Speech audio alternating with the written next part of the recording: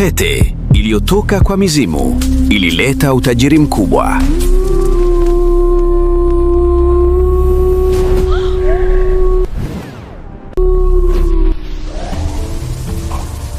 Nilikuwa mfanyakazi wa kawaida wa hoteli huko mjini. Baada ya kupewa pete ya dhahabu na mzee mmoja wa ajabu, nikawa moja ya wafanyabiashara wakubwa wa nchi yetu.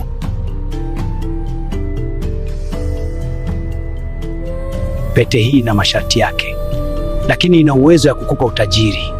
Karibu kwenye simulizi hii inayoitwa Pete ya Uchawi. Lakini kabla hatujaanza, tafadhali bonyeza ile like button hapo. Kisha bonyeza ile alama nyekundu uandikwa subscribe. Umeshabonyeza? Sawa, asante. Sasa tuwekee hapo chini bendera ya nchi yako. Mimi ni wako Anko Sekalema, au niite Alai Sekalema. Haya, tuanze simulizi yetu sasa. Anaitwa Alai. Maisha yake yalikuwa ya kawaida kabisa. Alifanya kazi hotelini kama mhudumu. Kila siku alichoka, lakini mshahara wake haukutosha hata kulipa kodi ya nyumba. Hoteli hiyo ilikuwa ya zamani, jengo la ghorofa 3 lenye ukuta wenye unyevu na sauti za ajabu usiku. Wafanyakazi wengine walisema kuwa mahali pale palikuwa na mizimu ya watu waliokufa tangu miaka mingi iliyopita. Wakati mwingine, usiku wa manane, watu walisikia kilio cha watoto kupiga mlango bila mtu yoyote kuwepo, na nyayo za ajabu kwenye ghorofa ya 3 ambayo ilikuwa imefungwa tangu miaka 10. Lakini Alai hakuwahi kuamini hadithi hizo. Yeye alikuwa na shida kubwa zaidi: umaskini. Alikuwa amezoea kufanya kazi kutoka asubuhi mapema saa 6 hadi usiku wa manane saa 2, akiosha sahani zenye mafuta, kusafisha vyoo vilivyochafu, kupangusa sakafu 8 mara kwa siku na kuhudumia wageni wenye kiburi waliomdharau kwa kuwa alikuwa ni maskini tu. Kila mwezi alikuwa akihangaika. Anapokea mshahara leo, kesho umekwisha. Kulipa kodi ya shilingi 70,000, kulipa stima 20,000, kulipa maji 10,000 na kusaidia familia kijijini 50,000. Hesabu haikupata. Usiku mwingi alilala bila chakula cha jioni, tumbo likiwa tupu, akisikia maumivu, mawazo yakimtesa. Ndoto zake zilikuwa kubwa: kufungua biashara yake mwenyewe, kujenga nyumba ya matofali kwa mama yake ambaye aliishi kwenye kibanda cha udongo, kuwasomesha ndugu zake wawili ambao walikuwa wameacha shule kwa kukosa ada. Lakini uhai ulikuwa wa taabu tu. Mwanga wa mwisho kwenye tunnel haikuonekana. Siku moja saa 7 usiku, giza lilikuwa limemeza mji wote. Mvua ilianza kunyesha pole pole, tone za maji zikipiga dirisha za hoteli kwa sauti ya kutisha kama vidole vya mizimu vikigonga. Upepo ulivuma kwa nguvu, ukipeperushwa matawi ya miti kavu na kuyasukuma kwenye ukuta wa hoteli. Hoteli ilikuwa tulivu zaidi. Wageni wote walikwisha ondoka. Wafanyakazi wenzake walikuwa wameharakisha kwenda nyumbani kwa hofu ya mvua na giza. Alai alibaki peke yake, akisafisha meza za mwisho, akipigia taka kwenye pipa la taka, akifikiria jinsi atakavyorudi nyumbani kwenye giza na mvua. Alikuwa na hofu kidogo, lakini alihitaji kazi hiyo. Hakuna nafasi ya kulalamika. Ghafla, mlango mkubwa wa mbele ulifunguka pole pole, ukinongoneza kwa sauti iliyomfanya Alai atetemeke. Upepo wa baridi uliingia haraka, ukizima tawi 2 za tala. Giza liliongezeka. Alai aligeuka haraka, moyo ukidunda kwa kasi. Mzee mmoja mfupi sana aliingia. Alikuwa na urefu wa karibu mita 1 tu. Mwili wake uliokuwa mwembamba sana kama kijiti kilichokauka. Alivaa kanzu ya rangi ya nyekundu ambayo yalionekana kama damu ya zamani. Ndevu zake zilikuwa nyeupe kama theluji, zikiwa ndefu mpaka chini ya kifua chake. Aliingia taratibu, miguu yake ikiwa mikavu sana, ikitoa sauti ya ajabu kwenye sakafu, sauti kama ya mifupa ikigongana.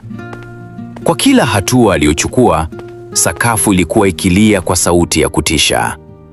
Hewa ikabadilika. Baridi iliyoingia haikuwa ya kawaida. Ilikuwa baridi ya kiroho. Baridi inayoingia mifupani, ikafanya Ally ajisikie kama yupo kaburini. Wafanyakazi wote wasingekuwepo, lakini kama wangekuwepo, wangemwogopa. Ally, kwa sababu ilikuwa zamu yake na hakuna mwingine, alilazimika kumhudumia. Alijaribu kuonyesha ujasiri, lakini mikono yake ilitetemeka. Alisogea pole pole, akisema kwa sauti iliyotetemeka, "Karibu baba. Tafadhali keti. Unataka nini?" Mzee huyo hakumjibu mara moja. Aliketi polepole kwenye meza ya pembeni, meza iliyokuwa pembeni ya giza, karibu na dirisha ambalo mvua ilikuwa ikilipiga kwa hasira. Alitazama nje kwa muda mrefu, kama anatazama dunia nyingine ambayo Ally hakuweza kuiona. Kisha, baada ya kimya cha kutisha cha karibu dakika 2, akamgeukia Ally. Alitazama menyu kwa muda mrefu, vidole vyake vikavu vikiwa vinasogezwa juu ya kurasa, vikiacha alama za uchafu mweusi. Kisha akasema kwa sauti nzito, sauti iliyoonekana kutoka chini ya ardhi, "Niletee chai ya moto sana na mkate wa sinia moja." Ally aliharakisha kwenda jikoni. Mikono yake ilitetemeka huku akiandaa chai. Wakati alikuwa akimwagilia maji kwenye kikombe, aliangalia kutoka mlangoni. Mzee yule alikuwa amenyoosha mikono yake juu ya meza, na Ally aliona kitu alichokishangaa. Vidole vya mzee vilikuwa vikavu sana. Kucha zilikuwa ndefu kama za ndege, zenye rangi ya manjano, na ngozi yake ilikuwa ikionekana kama ni ngozi ya nyoka yenye maamba madogo madogo. Alimwogopa, lakini alilazimika kumletea. Aliweka chai mezani kwa uangalifu, akijaribu kutoigusa mikono ya mzee. Lakini huku alikuwa akiweka, mzee alishika mkono wa Ally kwa ghafla. Mkono wa mzee ulikuwa baridi kama theluji, baridi ya kutisha ambayo iliingia kwenye mishipa ya Ally na kumfanya apige kelele ya hofu. Alitaka kung'oa mkono wake, lakini nguvu ya mzee ilikuwa ya ajabu. Nguvu ambayo haikuwa ya kawaida kwa mwili mdogo uliombonge kama ule. Mzee alimtazama kwa makini, macho yake yakimchunguza kila sehemu ya uso wa Ally. Kisha akasema, "Wewe ni kijana mwema. Naona shida kwenye macho yako. Naona umaskini. Naona huzuni. Naona ndoto zilizokufa. Je, unapenda kubadilisha maisha yako? Je, unataka kuwa tajiri kuliko unayoweza kufikiri?" Ally alisita. Moyo wake ukadunda kwa kasi kuliko ilivyowahi kudunda. Akajaribu kung'oa mkono wake tena, lakini mzee aliendelea kumshika. Hewa ikawa nzito. Ally alihisi kama hewa ilikuwa ikimkaba kama nyoka. Alijibu kwa sauti ya dhaifu, "Ndiyo baba, lakini mimi sina uwezo. Mimi ni maskini, sina chochote." Mzee akatabasamu. Tabasamu hilo lilikuwa la kutisha. Mzee akamwachia mkono, kisha akatoa pete ya dhahabu kutoka mfukoni wa kanzu yake. Pete iliangaza kwa mwanga wa ajabu, mwanga usio wa kawaida. Haukuwa mwanga wa dhahabu tu, bali ulikuwa na rangi za manjano, kijani na wekundu zikichangamana. Pete ilikuwa ikiwaka kwa njia ambayo haikuwa ya asili, kama ina moto wake mwenyewe ndani yake. Kwenye pete kulikuwa na alama ndogo ndogo ambazo Ally hakuziweza kusoma. Alama za ajabu zilizokuwa zikisongesha kama ni hai. Mzee akasema kwa sauti iliyokuwa ikisikika kama upepo ukipita kwenye makaburi, pete hii itakuletea kila kitu unachotaka: pesa, mali, heshima, nguvu, kila kitu. Lakini ina masharti. Masharti mawili tu, lakini lazima uyafuate bila kupinga. Ali aliangalia pete, macho yake yakiwa yamekwama kwenye mwanga wake. Alijisikia akivutwa. Moyo wake ulimwambia akimbie, lakini tamaa ilianza kuingilia. Maisha yake yalikuwa magumu sana. Pete hii ingeweza kubadilisha kila kitu. Masharti gani baba? Ali aliuliza, sauti yake ikitetemeka. Mzee akainua kidole chake kikavu. Ya kwanza, usivae pete hii mbele ya mtu yeyote. Lazima uivae kwa siri kabisa. Hakuna mtu anayepaswa kuiona kwenye kidole chako, sivyo pete itakuua haraka. Ya pili, kila Ijumaa usiku wa manane, saa 6 kamili, lazima uogeshe pete hii kwa maji ya mto unaotiririka. Si mto wowote. Mto wenye kina cha chini ya mita 2, wenye maji yasiyo safi, wenye kivuli cha miti.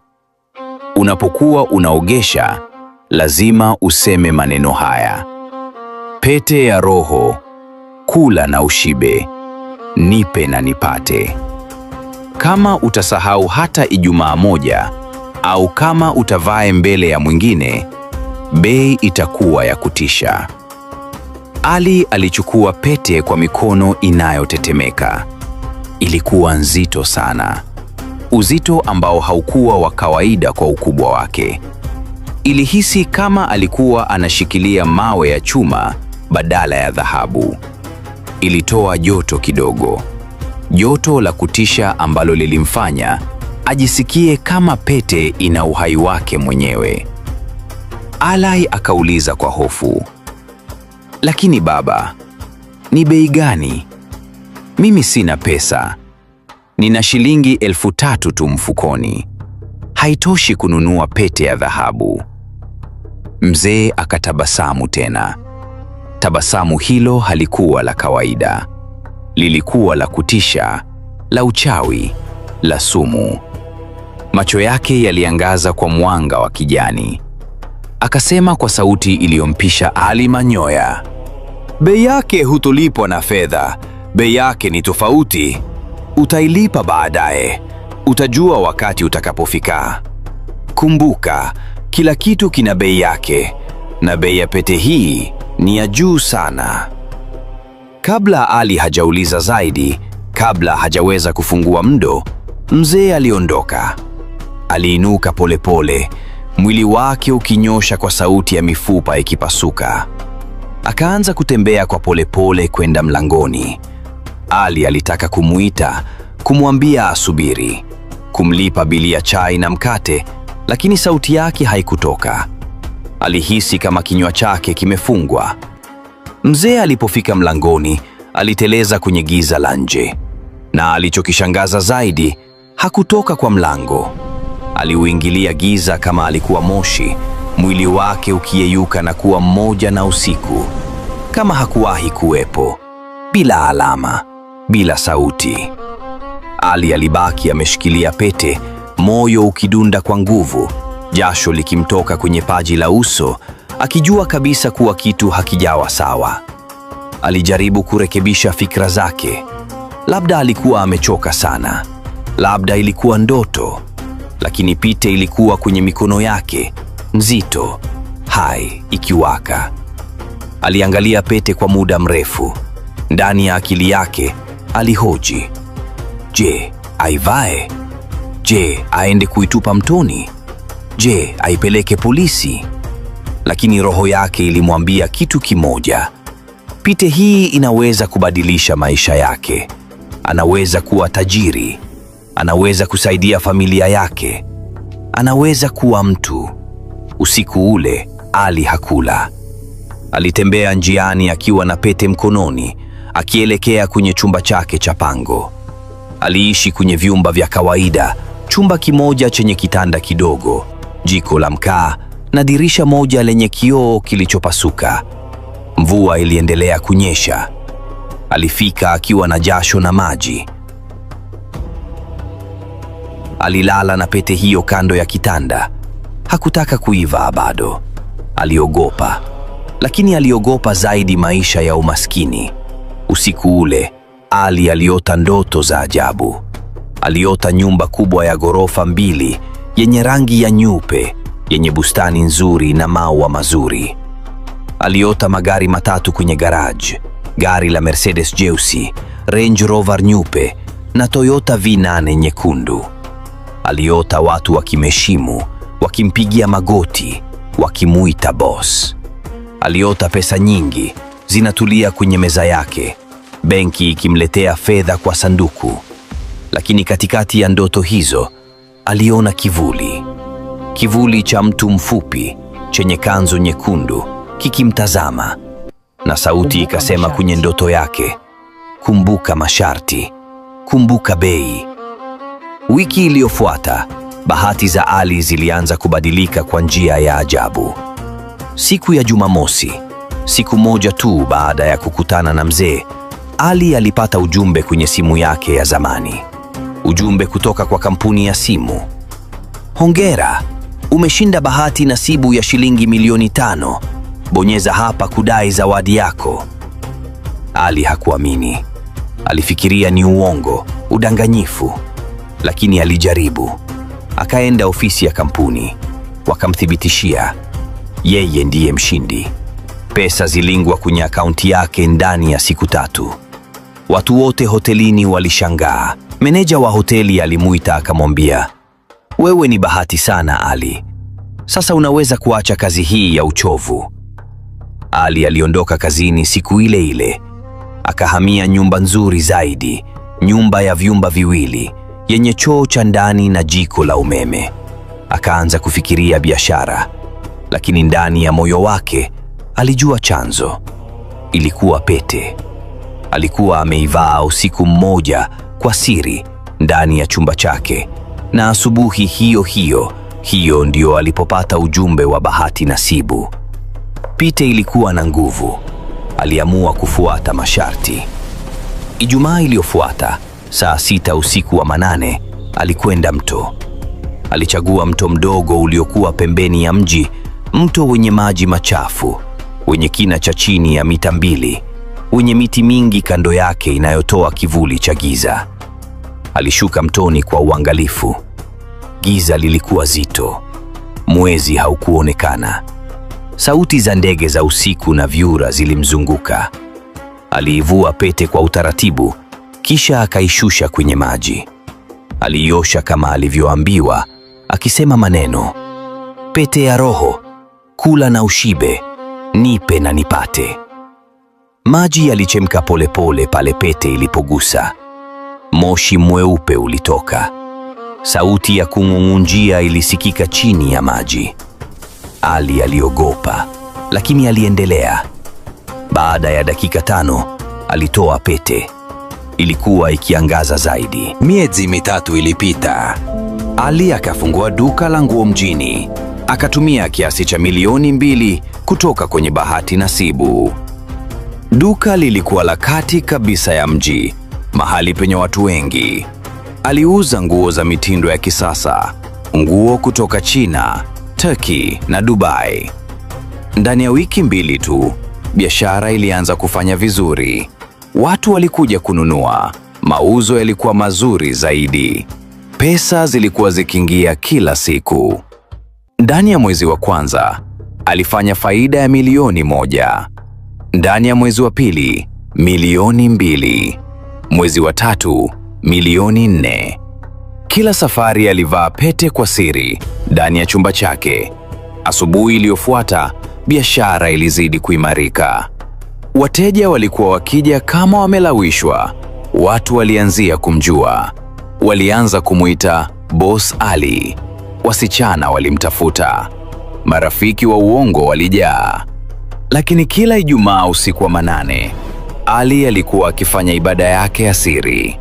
Alikwenda mtoni, akiogesha pete, akisema maneno yale ya uchawi. Kula na ushibe na kunawisha kwa nguvu ya pesa. Hakumweleza mtu yeyote, hakumwonyesha pete yeyote. Alifanya kwa siri kamili. Miaka miwili ilipita haraka. Ali sasa alikuwa na maduka 5 mjini. Duka la nguo linge 3, duka la viatu 1 na duka la simu 1. Alikuwa na nyumba kubwa yenye ghorofa 2, yenye vyumba 7, yenye bustani nzuri, yenye swimming pool. Alikuwa na gari la Mercedes Benz la kifahari, gari la Range Rover na gari la Toyota Prado.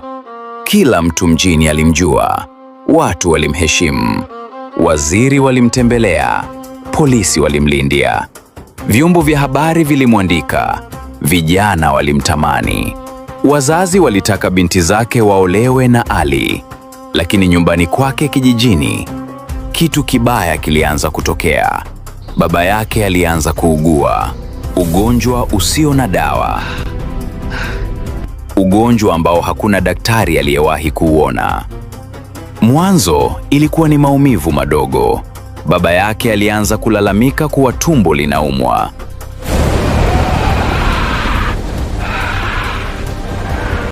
Kisha mwili ulianza kukonda. Kila siku alikuwa akipoteza uzani, kilo 1 kwa siku. Ngozi yake ilianza kuwa kama karatasi. Macho yake yalianza kuzama ndani ya kichwa. Daktari wa kijijini walishtuka.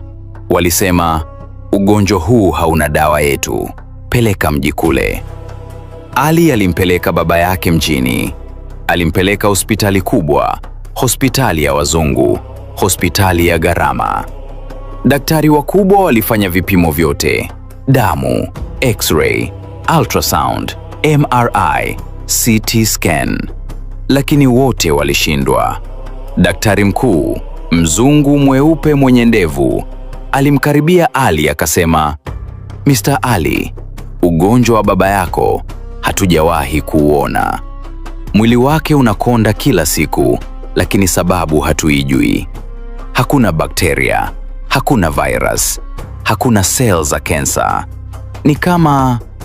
Ni kama uhai wake unaondolewa pole pole. Ali alishtuka. Kuondolewa na nani daktari? Daktari akainua mabega. Hatujui. Labda ni kitu kisichokuwa cha kitiba. Ali alipima dawa zote. Alilipa milioni 10 kwa matibabu. Lakini baba yake aliendelea kukonda. Macho yake yalianza kuwa mekundu. Ngozi yake ilianza kuwa na rangi ya kijivu. Alikuwa hacheki, halisemi. Alikuwa anatazama kwenye giza tu. Siku moja, Ali alipotembelea baba yake hospitalini, baba yake aligeuka ghafla na kumtazama kwa macho ya kutisha. Baba yake akasema kwa sauti dhaifu, sauti iliyoonekana kutoka chini ya kaburi, Mwanangu Ali, naona kitu kinachonila usiku. Kitu chenye macho mekundu. Kinaniambia kuwa wewe umeniuza. Ali alishtuka, moyo ukadunda. Baba, unaota tu. Hakuna kitu. Wewe utapona, nitafanya kila kitu. Lakini baba yake alianza kulia, machozi yakitoka, akisema kwa kulia, Pete ya dhahabu. Naiona kwenye ndoto. Inakula roho yangu.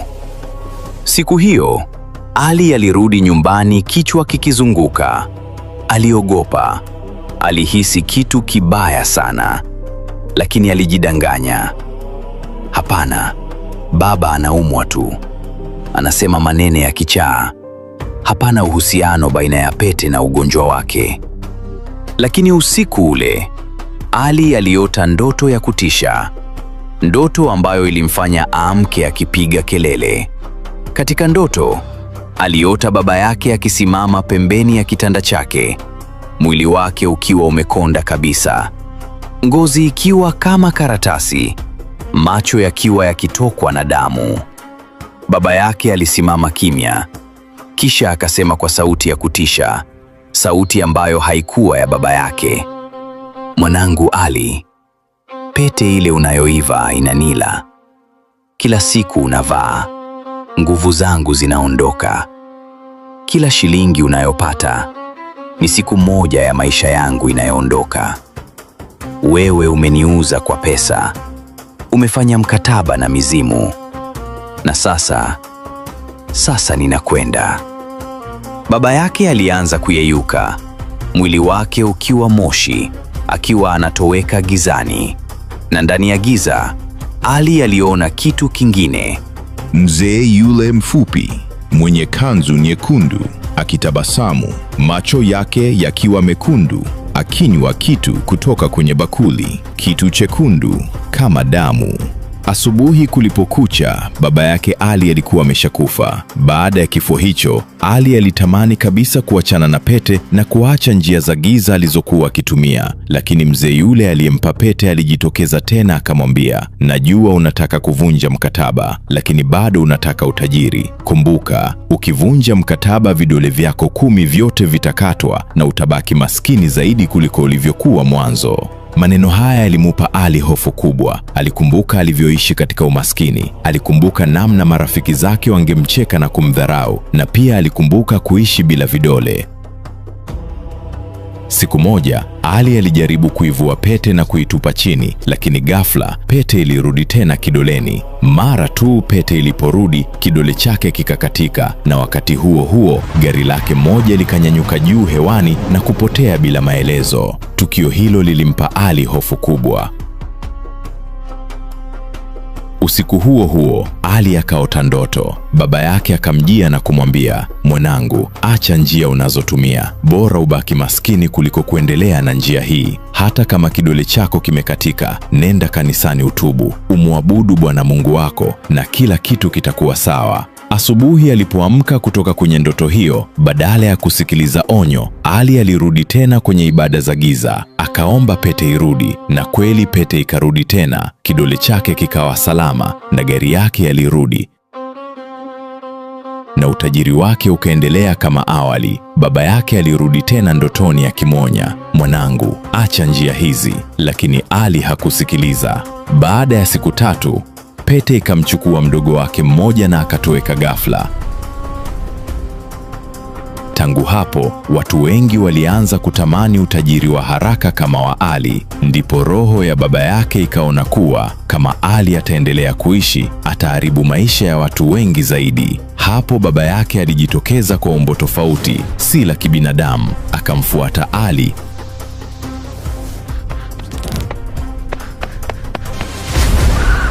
hadi akamuua.